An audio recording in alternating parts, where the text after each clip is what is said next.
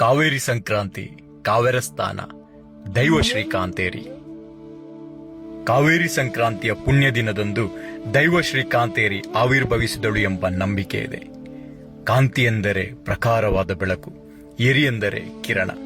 ಪ್ರಖರವಾದ ಬೆಳಕಿನ ಕಿರಣದ ಪ್ರಭೆಯನ್ನು ಬೀರುವ ಬೊಲ್ಗಲ್ಲ ರೂಪದಲ್ಲಿ ಕಾವೇರಿ ಸಂಕ್ರಮಣದ ಪುಣ್ಯ ದಿನದಂದು ಬೊಲ್ಲೂರು ಗುತ್ತು ಕಾಂತಣ್ಣ ಅಧಿಕಾರಿ ಅವರಿಗೆ ದೈವಶಕ್ತಿಯು ಫಲ್ಗುಣಿ ನದಿ ತಟದಲ್ಲಿ ಸಿಕ್ಕಿತು ಎಂದು, ಆನಂತರ ಒಕ್ಕೆತ್ತಿರಿ ಬನ್ನಾಕುಲ ಬರಿಕು ಬಂಗಾರ್ ಕುಲಕು ಸಿಂಗಾರ ವಾಂಚಿ ಸತ್ಯ ದೈವ ಕಾಂತೇರಿ ಬಂಟ ಸಮುದಾಯದ ಕುಲದೈವ ಎಂಬ ಅಭಿಧಾನದಲ್ಲಿ ಅವರ ಚಾವಡಿ ದೈವವಾಗಿ ಮೊದಲು ಆರಾಧನೆ ಪಡೆದಳು ಎಂದು ನಂಬಿಕೆ ಇದೆ.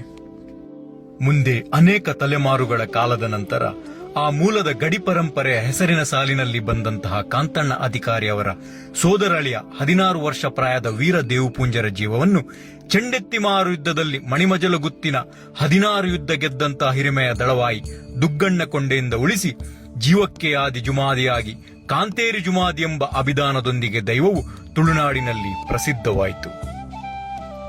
ಆ ನಂತರ ದೇವುಪುಂಜರು ದೈವದ ಧರ್ಮನೇಮಕ್ಕೆ ತಪ್ಪಿ ನಡೆದಾಗ ಕಾಂತೇರಿ ಜುಮಾದಿ ದೈವದ ಪ್ರಕೋಪದ ಕಾರಣ ಅವರು ಉಚ್ಚಿಲಂದ ಕೋಟೆಯಲ್ಲಿ ತೆಂಕಣ ರಾಜ್ಯ ಕೇರಳ ಸೈನ್ಯದ ವಿರುದ್ಧದ ಯುದ್ಧದಲ್ಲಿ ದುರಂತ ಮರಣಕ್ಕೀಡಾಗುತ್ತಾರೆ.